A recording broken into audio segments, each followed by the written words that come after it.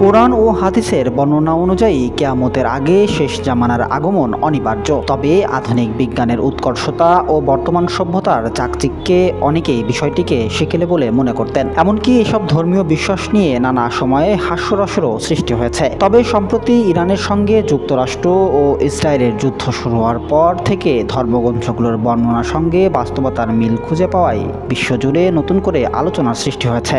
অনেক ধর্মীয় নেতা ও বিশ্লেষক এই সংঘাতকে ইমাম মাহদির আগমনের আগাম বার্তা হিসেবে দেখছেন।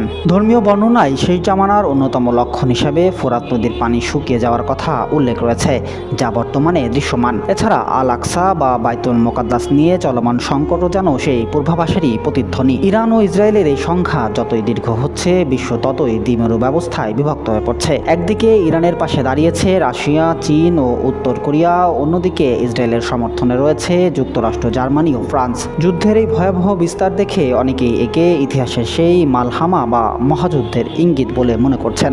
2 বছর আগে জনৈক চীনা অধ্যাপকের করা এক ভবিষ্যৎবাণীতে বলা হয়েছিল, এই যুদ্ধে যুক্তরাষ্ট্র ইসরায়েল শোচনীয় পরাজয়ের সম্মুখীন হবে। বর্তমান যুদ্ধক্ষেত্র সেই অকল্পনীয় পরিস্থিতির প্রতিফলন দেখছে বিশ্ববাসী। যুদ্ধের শুরু থেকে লেবানন, ইয়েমেন ও ইরাক সৈন্য দিয়ে ইরানকে সহায়তা করলেও রাশিয়া, চীন ও উত্তর কোরিয়া তাদের অত্যাধুনিক অস্ত্র সরবরাহ অব্যাহত রেখেছে। এর মধ্যে ট্রাম্প ও নেতানিয়াহুর পারমাণবিক হামলার হুমকি সারা বিশ্বে নতুন করে আতঙ্ক ছড়িয়েছে। এ বিষয়ে বাইবেল গবেষক ও খ্রিস্টান ভাষ্যকারদের মতে প্রাচীন ধর্মগ্রন্থের ভবিষ্যৎবাণীগুলো এখন সত্য হতে চলেছে। ইরানের সর্বোচ্চ নেতা আয়াতুল্লাহ আলী খামেনির মৃত্যুর পর ধর্মীয় বিশ্লেষকরা বলেছিলেন, শেষ জামানায় পারস্য বা ইরানের নেতৃত্বে ইসরায়েল বিরোধী একটি শক্তিশালী জোট গঠিত হবে।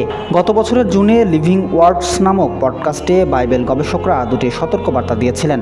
প্রথমটি হলো, মানুষ যখন শান্তি ও নিরাপত্তার কথা বলবে তখনই হঠাৎ বিনাশ নেমে আসবে। আর দ্বিতীয়টি হলো, সিরিয়ার দামেস্ক শহর ধ্বংসস্তূপে পরিণত হবে।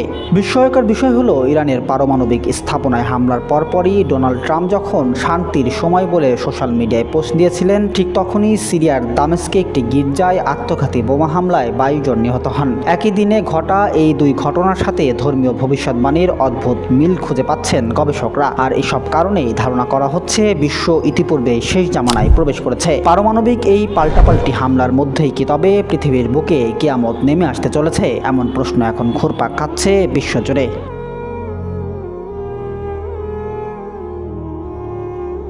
সুবর্ণভূমি ডেস্ক, যশোর।